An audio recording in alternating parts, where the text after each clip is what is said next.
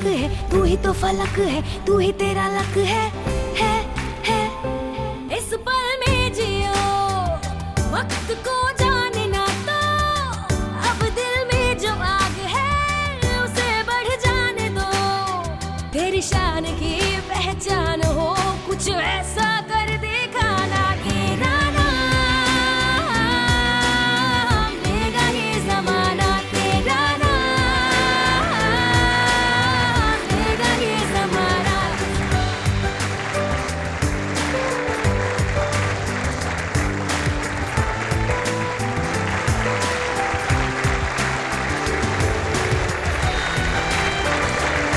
कुछ लोग होते हैं जो सिर्फ लेते हैं, देते नहीं। और कुछ लोग होते हैं कुछ लेते हैं और कुछ देते हैं। और कुछ लोग होते हैं जो थोड़ा लेते हैं और बहुत कुछ देते हैं। उनका नाम है doctor Subhash Chandra.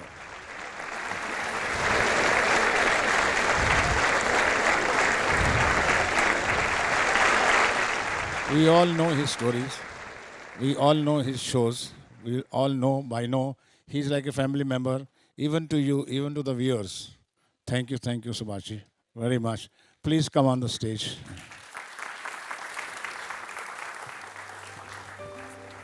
Thank you, sir. Thank you, sir. Thank you. आज हम बात करने जा रहे हैं MBA वर्सेस माने बद्दू आवे छे। MBA versus entrepreneur. बहुत से लोगों को और ख़ासकर आज के युवाओं को, और जो आप घर में बैठे मेरा शो देख रहे हैं, आप सबको भी मैं कहना चाहूँगा कि बहुत से लोग हमारे देश में मैनेजमेंट ऑफ बिजनेस एडमिनिस्ट्रेशन करने का अर्थ समझ जाते हैं कि जहाँ MBA अगर कर लिया तो बहुत बड़ा बिजनेसमैन मैं बन सकूँगा या बन सकूँगी।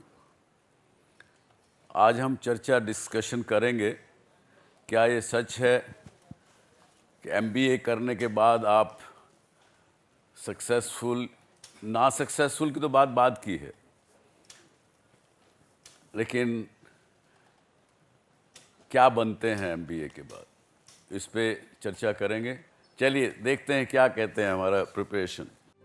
जॉब इसीलिए कर रही हूँ क्योंकि इसमें कोई कैपिटल नहीं चाहिए होता है। जैसे बिजनेस में आपको अगर इन्वेस्ट करना हो, you need a lot of capital in the initial stages. Starting में तो काफ़ी इन्वेस्टमेंट मांगता है, बट एक बार आपने शुरू में मेहनत की, आपका बिजनेस सेट हो गया, तो फिर आपकी अर्निंग भी 3-4 टाइम्स हो जाती है। आपको मंथली सैलरी मिलती है, जो कि कम इन्वेस्टमेंट में एक अमाउंट पाना monthly, it's quite beneficial as compare to a business. Job छोड़ के अब मेरा खुद का बिजनेस है, मैं खुद की मालकिन हूँ, मैं डिसाइड कर सकती हूँ कि कौन मेरा क्लाइंट रहेगा, कौन नहीं रहेगा। जॉब्स के बेनिफिट्स यही है कि पहली बात सिक्योर्ड है, जॉब सिक्योर्ड होती है।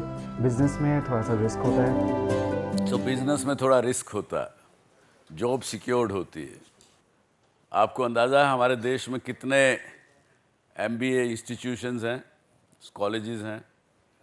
किसी को कोई अंदाज़ा? Any wild gas? 5,000 किसी ने कहा,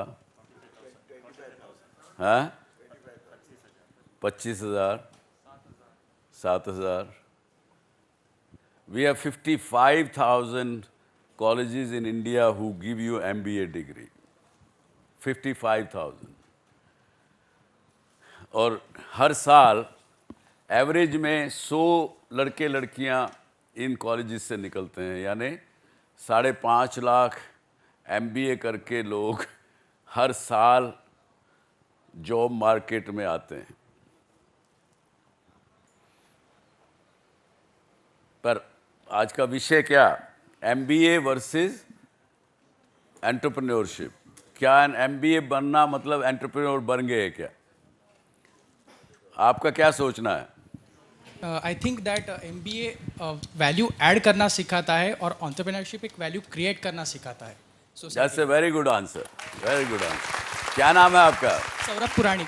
हाँ, सौरभ पुराणिक।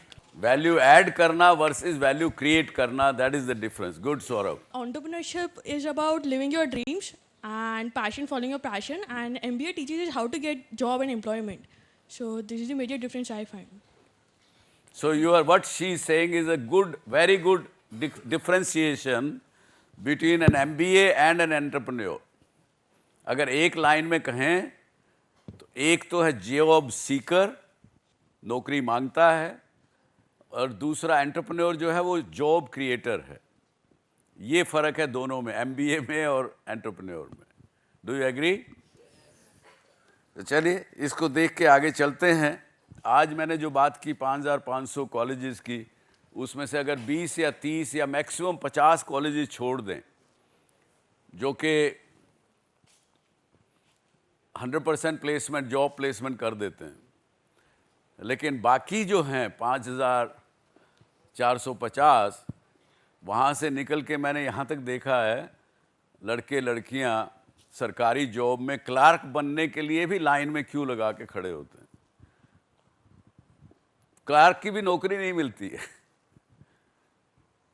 तो ये स्थिति है. पर मैं ये नहीं कहूँगा कि MBA आप आगे करिए मत. MBA करना मैं समझता हूँ कि इट टीचेस यू कैसे एनालाइज करो, कैसे रिस्क फैक्टर एनालाइज करो, किस प्रकार से आप, बल्कि ज़्यादातर वो डूज एंड डोंट्स वाली कहानी बताते हैं, लेकिन जो रिस्क लेने की कैपेबिलिटीज़ है वो शायद मार देते हैं. अब इसके साथ जितने हमारे यहाँ पढ़ रहे हैं वो तो है ही हैं. कम से कम 20 से 25,000 स्टूडेंट्स हिंदुस्तान से विदेशों में भी पढ़ने जाते हैं. बिजनेस की कुछ ना कुछ डिग्री करने, कुछ ना कुछ चीज़ करने एडिशनली जाते हैं. मुझे नहीं पता क्यों जाते हैं, पर लेकिन जाते हैं. पर वो कहते हैं कि वहाँ पे शायद प्रैक्टिकल ट्रेनिंग ज़्यादा है, प्रैक्टिकल आस्पेक्ट ज़्यादा सिखाया जाता है. और यहाँ की तो हालत ये है कि MBA कॉलेज में मेरे एक साथी है, हमारे साथ काम करती है. उन्होंने कहा सर मैं जब एडमिशन लेने गई MBA कॉलेज में तो मेरे से जब पूछा गया कि भाई किस लिए MBA करना चाहते हो, उन्होंने कहा जी मैं एंटरप्रेन्योर बनना चाहती हूँ. तो interviewer was not happy. They want you to become a job seeker, they don't want you to become a job creator. तो ये विडंबना है हमारी. लेकिन फिर भी MBA करने के बाद मैं कहता हूँ कि मैं अगर काश मैं भी MBA किया होता, या तो आगे नहीं बढ़ पाता, पर अगर इस स्थिति में सोचता हूँ तो कहता हूँ यार MBA अगर किया होता तो मैं भी शायद मैं बेटर मैनेजमेंट डिसीजन ले सकता था. लेकिन सब कुछ एनालिसिस करने के बाद मेरा तजुर्बा तो मुझे ये कहता है कि MBA इज़ लाइक ए, किससे एग्जांपल लेंगे आप? केक हम खरीदते हैं, खाते हैं, बर्थडे पे भी काटते हैं, केक काटते हैं, सब कुछ करते हैं. वो केक के ऊपर जो चेरी डाल देते हैं ना, that is what MBA is on the cake. Cherry doesn't make a cake, but it makes it probably tastier and maybe look at presentable. तो presentations वगैरह से ये स्थिति नहीं होती है. लेकिन दूसरी तरफ अगर देखें, अगर एंटरप्रेन्योर की क्या क्वालिटी हैं, इधर तो हमने चेरी से कंपेयर किया उसको. अगर एंटरप्रेन्योर की क्वालिटी देखें तो ही entrepreneur is like a soldier, army soldier और a police soldier, whatever you call it. While MBA करते करते उसको बताया जाता है, दे सिमुलेशन में गुजरते हैं कि ऐसी स्थिति में हो तो कैसे गुजरना, अगर भागना हो तो कैसे करना, बहुत सी चीज़ें सिखाई जाती. लेकिन जब वो गोली फेस करता है दुश्मन की या किसी टेररिस्ट की, वो उसको नहीं सिखाया जाता एजुकेशन में. वो तो उसके अंदर से आता है कि मुझे कोई चिंता नहीं है, मैं गोली खा लूँगा दुश्मन की, पर इनको आगे नहीं बढ़ने दूँगा. तो ये फ़र्क है एक थ्योरेटिकल एजुकेशन में वर्सेस प्रैक्टिकल एजुकेशन में.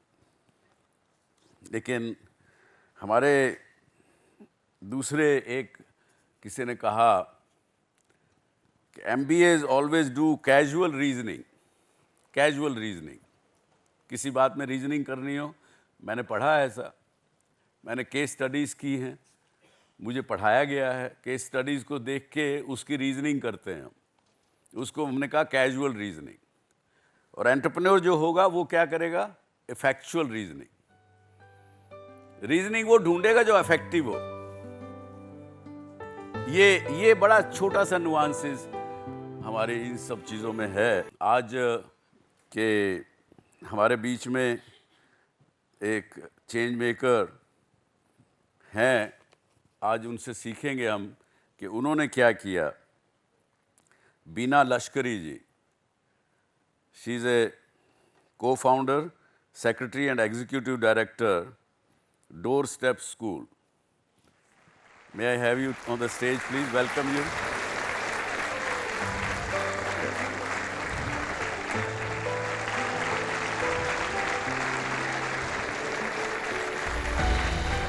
हालांकि इनके बारे में अभी हम एक आपको दिखाएंगे, लेकिन सिंस 1989 बीना जी ने डोर स्टेप स्कूल इस्टेब्लिश किया। उसके अंदर other educational programmes in multiple areas across Mumbai to create the access to the basic education. And क्या क्या सिखाया है इन्होंने? बेसिक चीज़ें सिखाई हैं कि बच्चों को, स्ट्रीट के बच्चों को, कि अगर आप जा रहे हो, स्कूल में जा रहे हो, तो पहले बस का नंबर ज़रूर पढ़ना देखो, कोई कहीं गलत बस में ना चढ़ जाओ, कोई आपको गलत जगह ना ले जाए। क्या बहुत बेसिक चीज़ों से उन्होंने शुरुआत की है। ऐसे चेंज मेकर्स को हम सलाम करते हैं। देखिए इनके बारे में थोड़ी और डिटेल। शिक्षा दुनिया को बदलने का सबसे शक्तिशाली हथियार है।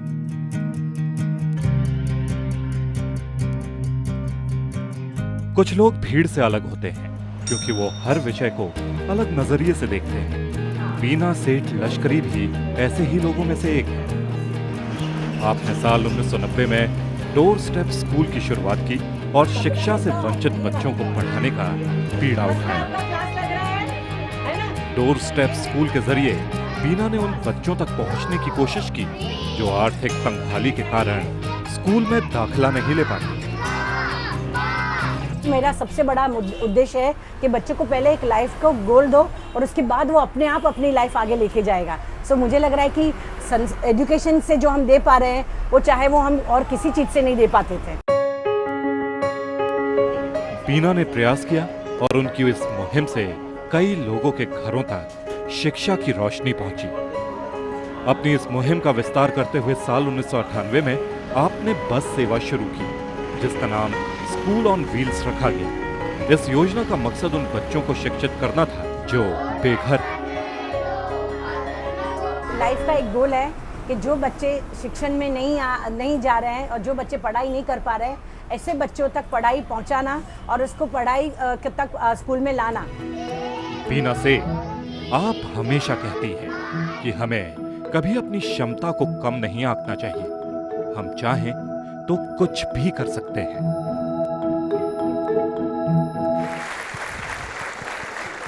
देखिए बीना जी, आप ये हमारे दर्शकों को और यहाँ भी सब बैठे हैं, इनको आप क्या प्रेरणा देंगी कि जैसा आपने किया, क्या मन में आया जो आपने शुरू किया? ये बहुत पुरानी कहानी है। आपके जैसे ही मैं एक स्टूडेंट थी और आपके जैसे ही सोच रही थी कि बहुत कुछ आगे पोस्ट ग्रेजुएशन करके बहुत बड़ा कुछ अच्छी नौकरी करूँगी और अच्छा काम करूँगी। बट ये सब चीज़ को एक बाजू रख के जब मैं मास्टर इन सोशल वर्क कर रही थी तब मैंने बहुत सारे बच्चे देखे जो स्कूल में कुछ वजह से नहीं जा रहे थे और ये ज़्यादातर ये बच्चे काम करने वाले बच्चे थे। और मैंने जब वो बच्चों की मुस्कान देखी और वो बच्चों की एक आंखों में चमक देखी तो मुझे लगा कि ये मुझे कोई भी प्रकार की पोस्ट ग्रेजुएशन मुझे मदद नहीं करेगी ये बच्चों तक पहुँचाने के लिए। सो मेरे लिए ज़रूर था ये बच्चों तक मैं कैसे पहुँचूँ।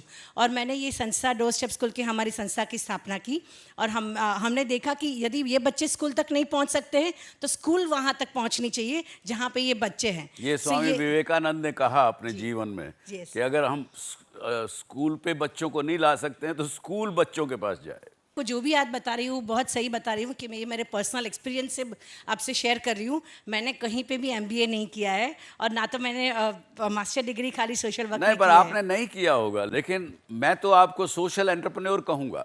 इसके बारे में क्या कहेंगे आप? You can say social entrepreneur because life में बहुत सारे रिस्क लिए हैं।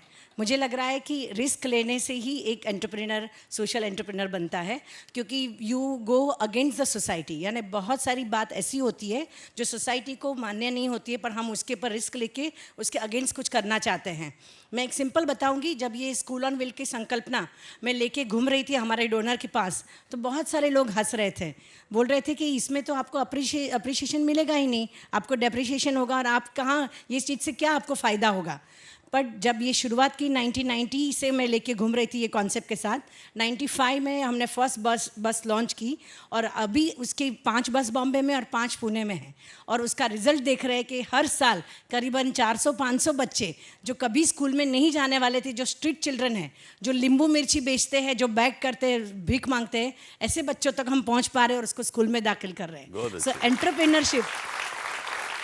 एंटरप्रेन्योरशिप का मुझे लग रहा है कि मतलब मेरे लिए ये है कि हमारी जो भी एफर्ट्स है उसको मल्टीपल करते हो और बहुत सारे लोगों तक पहुंच सकते हैं। एंटरप्रेन्योरशिप का मतलब ये कि किसी भी चीज में वैल्यू क्रिएशन करते हैं आप 500 बच्चों को तैयार करके उनको सही स्कूलों में एडमिशन करवा देती हैं, उसके बाद उनकी लाइफ आगे चलती है। लेकिन फिर भी ये बताइए, आपके हिसाब से सोशल एंटरप्रेन्योर और सोशल वर्कर में क्या अंतर? मैं सिंपल बताती हूँ, हम जो काम करते हैं वो डेवलपमेंट वर्क है, इट इज़ नॉट चैरिटी। आप सही जगह पे देखोगे कि जब हम सोशल वर्क की बात करते हैं तो लोग बोलते हैं कि 50 बच्चों को खाना खिला दिया, कहीं पे कपड़े दे के आए। आज की तारीख में भी बहुत सारे लोग आते हैं, बोलते हैं कि आज हमारे यहाँ पे तिथि है तो हमको खाना खिलाना है, हमें चैरिटी करनी है। So that is called social work too according to me. That's very good answer, very good answer. But social entrepreneur यानी बताओगे तो मैं बताऊँगी कि इट्स अ डेवलपमेंट वर्क। यहाँ पे हम चैरिटी की बात नहीं करते, यहाँ पे हम वैल्यू सिखाना चाहते हैं, प्रिंसिपल बेस बताना चाहते हैं बच्चों में कि भाई कुछ भी लाइफ में फ्री नहीं है। If you really want to go further you have to earn and you have to work towards it. So that is called development work which is done by the social entrepreneur. ये बताइए, आपने ये सब को कैसे सीखा? ये बात तो बहुत बड़े बड़े, मैं तो पढ़े लिखे PhD इकोनॉमिस्ट से मिलता हूँ, वो भी इस बात की परिभाषा ये नहीं दे पाते जो आप दे रही हैं। कहाँ से सीखा आपने ये सब? मुझे लग रहा है कि लाइफ के एक्सपीरियंस से।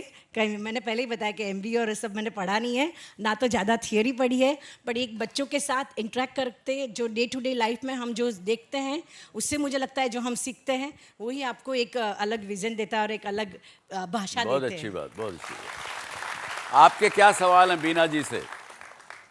What's your funding model? Sorry, आपको फंडिंग कहाँ से मिलती है? शुरुआत तो पहले 2 साल तो कोई हमारे तरफ से फंडिंग नहीं था, इंडिविजुअल से शुरुआत हुई है फंडिंग। यानी जब एक व्यक्ति ने देखा कि इतना अच्छा काम हो रहा है और उसको एक्सपांड करने की ज़रूरत है तो उसके हिसाब से वो शुरुआत हुई। उसके बाद family trust has come forward and now that government की दुआ से अभी तो CSR is must and CSR और एजुकेशन इज़ मस्ट। तो काफ़ी चीज़ है जो अभी एजुकेशन कॉर्पोरेट की तरफ से भी आता है। But unfortunately in the past there was a struggle, but अभी ये स्ट्रगल नहीं है। अभी काफ़ी लोग जो समझदार हैं और समझते हैं वो अपने आप आके देते हैं। मैं ये कहता हूँ, मैंने कोई ऐसा संस्था जो डेवलपमेंट काम करते हों उनको फंड्स की वजह से कभी काम उनका रुकते हुए नहीं देखा। सही बात है। फंड्स देने वाले इस देश में बहुत हैं, काम करने वाले लोग नहीं हैं। Ma'am, in India, there are criticized women if they want to start or do anything. So, as you started around 2 decades ago, so what were the challenges that as a woman you have to face? Very right. 25 साल पहले ये कहानी अलग ही थी, क्योंकि एक तो एक लड़की होना और उसमें भी एक अलग प्रकार का काम करना और स्लम में जाके और ये गरीब बच्चों के साथ काम करना वो मान्य ही नहीं था, क्योंकि तभी slum was label like a bad area and the bad thing. So right from my family I had struggle that to convince them और बताना कि भाई ये वहाँ पे भी लोग रहते हैं अपने जैसे ही, वहाँ पे भी लोग बहुत अच्छे से काम करते हैं और कमाते और मेहनत करके रहते हैं, यही बच्चों के लिए जाना है। वहाँ से लेके very simple thing to just get married, the boy never has said yes because I was a social worker and I was a kind of doing a very different work. So ये जो चीज़ है, आपको आपके husband कैसे मिले? Oh, my husband was my first person to sponsor my program. Oh wow! So So I was lucky that he is my lifelong sponsorer. देखिए, अच्छा काम करेंगे तो अच्छा हस्बैंड भी मिलेगा, अच्छी वाइफ भी मिलेगी, अच्छा पार्टनर भी मिलेगा। बीना जी, बहुत बहुत धन्यवाद आपका यहाँ आने का, इस शो पर आने का। आप फिर भी आपसे मिलते रहेंगे। बहुत बहुत धन्यवाद आपका। साधुवाद, बहुत बहुत साधुवाद। सो देखा आपने एक महिला लड़की के रूप में जिसने काम शुरू किया एक सोशल एंटरप्रेन्योर के नाते, और आज उसने 2 लाख बच्चों को अच्छे रास्ते पे लगाया है। तो ये है इस देश की बहुत बड़ी ताकत, बहुत बड़ी एक सूझबूझ। अभी बारी है जिस विषय को शायद आप लोग ज़्यादा जानना चाहें और जिस शख्स से आप लोग और बहुत ज़्यादा सवाल पूछना चाहें। मुझे जब उनका नाम लेने में थोड़ी कठिनाई हो रही थी, मैं 3 बार पूछा उनसे कि सर मैं आपका क्या नाम लेके बोलूं। उन्होंने उस नाम बताया। अच्छा, मैंने फिर भी गलती की। फिर उन्होंने कहा चलो छोड़ो, तुम मुझे ये value money, doctor value money मत कहो, वैल्यू तो समझते हो, मेरा नाम वैल्यू मनी समझिए। तो हम आपको आज मिलाते हैं doctor value money. He is a founder, chairman and MD CEO of thyro care.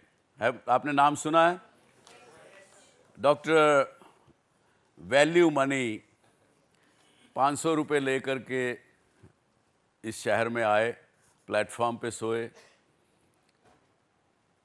और आज उन्होंने पता नहीं हज़ारों करोड़ रुपए की ये कंपनी खड़ी की, और कम से कम 10 हज़ार एंटरप्रेन्योर्स को वैल्यू सिखाते हैं। अपना नाम रख के केवल वैल्यू मनी रख के नहीं सिखाते हैं, उनको रियल में वैल्यू सिखाते हैं। और इनकी पॉलिटिकल पार्टी भी है। हैरानगी होगी ना आपको, पॉलिटिकल पार्टी बिजनेसमैन की कम मिलती है। उसका नाम है SBA-DMK। अब मुझे भी इसकी डिटेल नहीं पता, उनसे ही पूछेंगे कि क्या नाम है। Welcome mister value money, doctor value money. Welcome doctor. हाँ जी, नमस्कार। अगर आपको बिलियनर बनना है तो 3 रास्ता है। एक है आपके पिताजी बिलियनर होनी चाहिए, वो चांस गया, लगभग गया। दूसरा, आपका फादर इन लॉ बिलियनर होनी चाहिए। 1 bedroom hall kitchen, 2 bedroom hall kitchen को नहीं देखते हैं, तो उसका मतलब बिलियनर आपको मिलने के लिए चांसेस नहीं है, नील। तीसरा, only way to become a billionaire is SBA-DMK। इनकी पार्टी ज्वाइन करिए। SB सीधा बैठो, AD अपना देखो, MK मेहनत करो।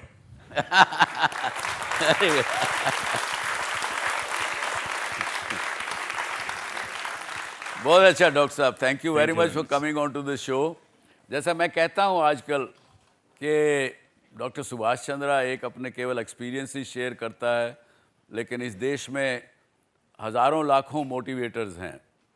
इसलिए हमने तय किया कि इस शो में मोटिवेटर्स कोई ना कोई अच्छे हम लाएंगे। He is one of those motivators. How do you motivate youth and what do you do?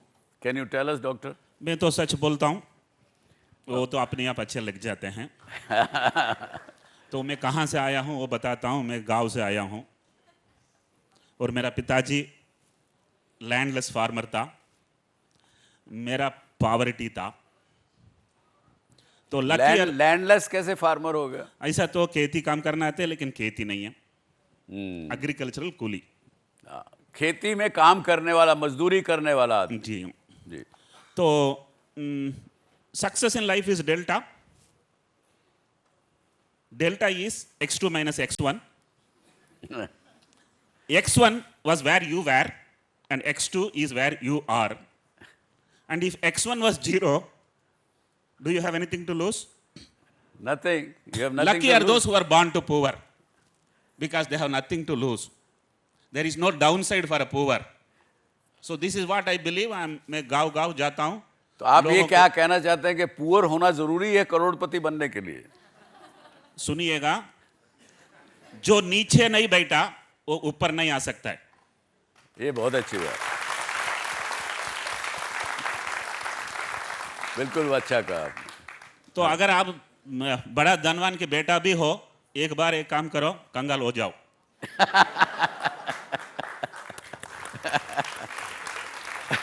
उसके बाद क्या करें? आप कैसे मोटिवेट करते हो? आपके साथ जो लोग आपने तो ऐसा तो कह रहा हूं कि मुझे अनएम्प्लॉयड एक सिचुएशन था। जब भी मैं समझाता हूं, मैं बोलता हूं अनफॉर्चुनेटली मेरे लिए कोई कोयम्बतूर में काम नहीं दिया, सॉरी फॉर्चुनेटली कोई मुझे कोयम्बतूर में काम नहीं दिया। हाँ। एक काम दिया, वो कंपनी भी फॉर्चुनेटली 4 साल में बंद हो गया। मुंबई आया, फॉर्चुनेटली मुझे रिसीव करने के लिए कोई नहीं था। मैं वीटी रेलवे प्लेटफॉर्म में 3 दिन सोया था। मुझे एक सरकार नौकरी मिला, फॉर्चुनेटली मैं उसको भी छोड़ दिया। जब भी आदमी जीत जाता है, सब फॉर्चुनेट बन जाता है।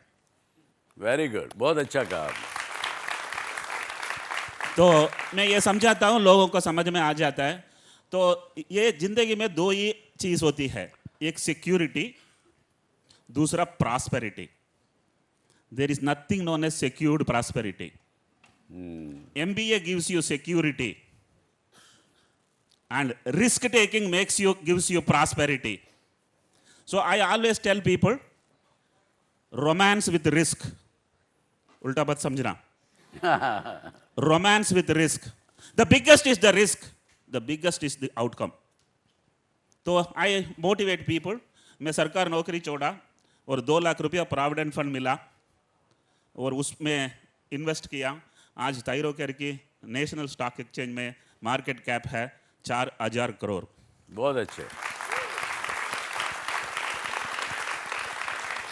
और मेरा पास मोटिवेट करने के लिए और एक स्टेटमेंट है, वो बताता हूं। तमिल में ये प्रोवर्ब है, एक लंबा बाल खींचो, उसमें एक नाट बांधो, एक पहाड़ के ऊपर डालो, खींचो, आया तो पहाड़, गया तो बाल। This is entrepreneurship.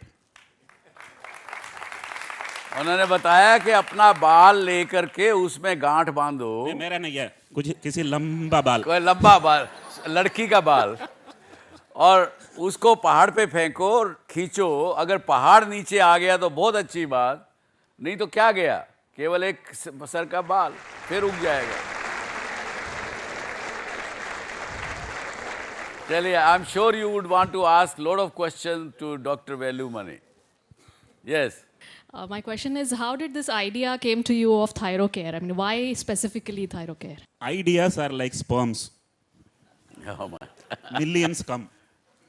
Only one works.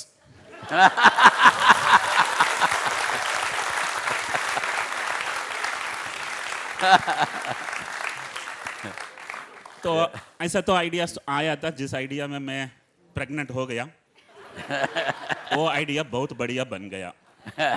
Don't ask anyone how did you get the idea, because if you don't get an idea, you are stupid.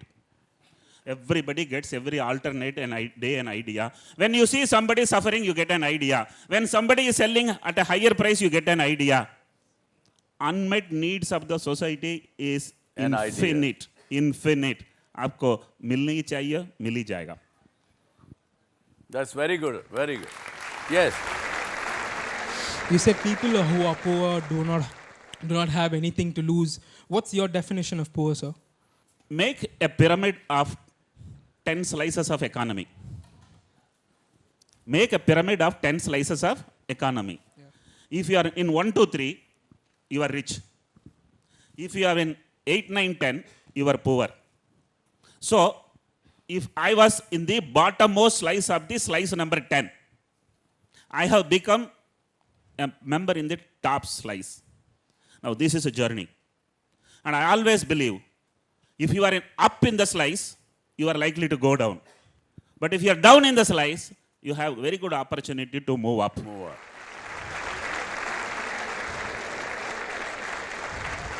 So you told कि बहुत सारे आइडियाज आते हैं, पर कब पता चलता है कि वो परफेक्ट आइडिया मिल गया है मुझे? Oh, there are, there is nothing known as a good decision. There is a decision and you have to make it good. There is nothing known as a good job. There is a job and you have to make it good. And there is nothing known as a good idea. You got an idea and make it good. That's right. By the way, there is nothing known as good spouse.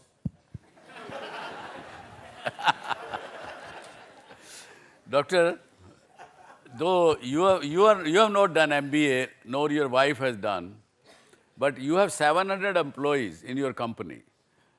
You must have MBAs in that. Yes. I could not buy an engineering application form because that was a 5-year course my father could not afford. Today Yes. I have 120 engineers working under me. Yeah, very good. I didn't do medicine. Today we have around dozens of medical doctors working under me. And MBAs, जैसा आपने बोला 55,000 engineering colleges हैं, तो बहुत सारा MBAs है. In fact, it's very difficult to avoid an MBA inside a company. Gate खोला था MBA अंदर आते हैं. But let me also explain you. I have 1,000 employees. For all 1,000 employees, I am the first employer. Right. Oh wow. So they are the first time taking a job. Absolutely. Somewhere. That's wonderful. So you give only job to the freshers. Freshers. You know why? जब ये मेरा BSc मेरा खत्म हुआ 1978 में 50 interview में मैं fail हुआ था. अच्छा. सभी लोग यही पूछा, डू यू हैव एक्सपीरियंस? तभी मैंने डिसीजन लिया, अगर मैं ये कंपनी खोलूंगा सिर्फ फ्रेशर को ही लूंगा. Very good. That means I don't stand any chance to make application. Absolutely not, because I can't have an employee above me, my age. Mean age of the company is 24 years. Mind you, an organization which 21 years old has mean age 24 years. I'm pretty sure G also has 26, 27 mean age. Yes, 27 already. Yes. Any other question from all of you? Sir. Yes. So the question is, sir, would you actually recommend practical experience over and above academic qualifications? Experience is not something you need to have when you enter in an organization. Because the organization has its own products, its own services, its own culture. You literally can learn everything. Why I take freshers is it is easy to teach them rather than wasting time on unlearning what they have wrongly learned. Very well said. That's very good. So I don't think experience is something you really need to have, but once you have gone inside, you must learn very fast. You must learn before your neighbor learns, so that in the pyramid you are a slice above the neighbor. Very good. Academic qualification is not important. Experience also not important. Ability to focus is the most important. Very good. In my organization, we don't look at the qualifications at all seriously. But if somebody cannot focus, we can't retain them. The only single most powerful asset you can have is an ability to focus. You know, I want you people to go with 4 words in your mind. Focus, learn, grow, and enjoy. Please don't change the order. I see. Wonderful. Don't change the order also. Yes, because he will start enjoying first. So repeat again for my viewers sitting at home. Focus. Yes. Learn. Yes. Grow. Grow. And enjoy. And please don't change the order. All right. Very good. Wonderful. Now, what would you tell the viewers who are sitting in the corporate industry, corporates, entrepreneurs? A lot of people watch this show. उनके लिए क्या, what do's and don'ts you will tell, like you have told today to the young people? Don't do business for money. You will not do it for too long. Don't start a business to sell it. It won't be worth somebody to buy it. It's very important you start a business to give employment. When you start looking employment as your core objective, आप कभी रुकेगा ही नहीं है. मेरे पास आज 1000 employees है. Recently किसी press वाले ने पूछा आपकी नेक्स्ट क्या आपकी प्लान है? 1 more 0. So keep on adding 1 more 0 if you are running a business. And if you are a startup, please make sure you create an organization which you yourself would love to run for the entire life. And all investors will be keen to purchase that one only. Very good. Thank you very much, Doctor. Thank you. Thank you very much for coming. And I have learned, I must say to my viewers, that I have learned from Dr. Value Money. And I want to join his party very soon. Thank you very much. Thank you. Thank you very much for coming. So ये है, ये एक life का अलग perspective आपने हमने सब ने सुना, मैंने भी सीखा, आई एम श्योर आपने भी इस बात से सीखा होगा आज।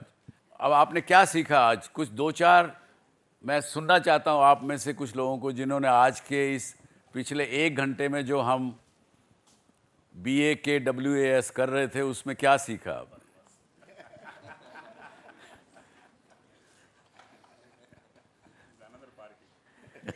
That's another party. Sir I just learn that हम ये बोलते रहते हैं कि एजुकेशन सिस्टम में शायद कहीं कमी है या थियरी है या प्रैक्टिकल नहीं है, तो ये तो शायद अभी दूर का सपना लगता है कि कभी एजुकेशन सिस्टम बदलेगा, बट एज सर सेड कि you will never get a perfect spouse, आपको उसे अच्छा बनाना पड़ेगा। तो जब तक अच्छा एजुकेशन सिस्टम नहीं मिल रहा है हम उसे बेहतर बना लेते हैं अपने तरीके से ताकि हम बेहतर सीख सकें उसमें। बहुत अच्छी बात, बहुत अच्छी बात। क्या नाम है आपका? Sir Devashish Bagri. Devashish has understood very well. Bagdi? Bagdi, sir. Okay, very good. One thing I have understood over here is normally what has happened with us, we just follow the trend. Okay? Looking at the various personalities, we have understood that we should create our own trend. That is a new thing we need to start. That's Yes. the new thing I have understood from you. Very good, very good. Yes. अच्छी बात है, yes. खाना पीना, खाने पीने से हमें ताकत मिलती है। ज़िंदगी जीने के लिए एक ऐसा काम ज़रूरी है जिसको करने से हमें ताकत मिले और ज़िंदगी जीने का हौसला मिले। तो ये सारे दिग्गज लोगों के पास एक ऐसा काम है जिससे इनको खुशी मिलती है और ये अपनी ज़िंदगी इस हौसले के साथ जी रहे हैं। That is what I have understood today. Okay, good. Yes.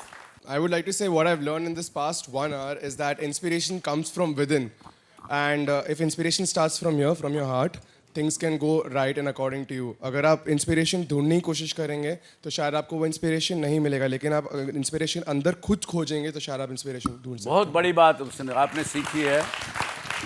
ये एक हमारी फिलॉसफी इस देश की, जिसमें कहा कि अहम ब्रह्मास्मि, मैं ही ब्रह्म हूँ। ये बात इस बात को उजागर करती है कि जो कुछ आप करना चाहते हैं आपके अंदर भी उतनी ताकत है जितनी डॉक्टर वैल्यू मनी में है, जितनी डॉक्टर सुभाष चंद्रा में है, जितनी बीना जी में है, जितनी सुभाष घई में है। जो लोग ये क्रिएट कर सकते हैं आप भी उतना या उससे ज़्यादा क्रिएट कर सकते हैं। ताकत आपके अंदर है, अपने अंदर समझिए, आपको अपने सब प्रश्नों का जवाब अपने आप से मिलेगा। कोई बाहर किसी से सलाह करने की कोई बहुत ज़्यादा आवश्यकता नहीं। अगर कंफ्यूज करना है अपने आप को तो आप 10 आदमियों से पूछेंगे तो 10 तरह के आपको सुझाव मिलेंगे। With this thank you very much for joining us today on this DSC show. आप सबको भी बहुत बहुत शुक्रिया आपको इस शो में देखने के लिए। अगले हफ्ते फिर मिलेंगे। जय हिंद, जय भारत।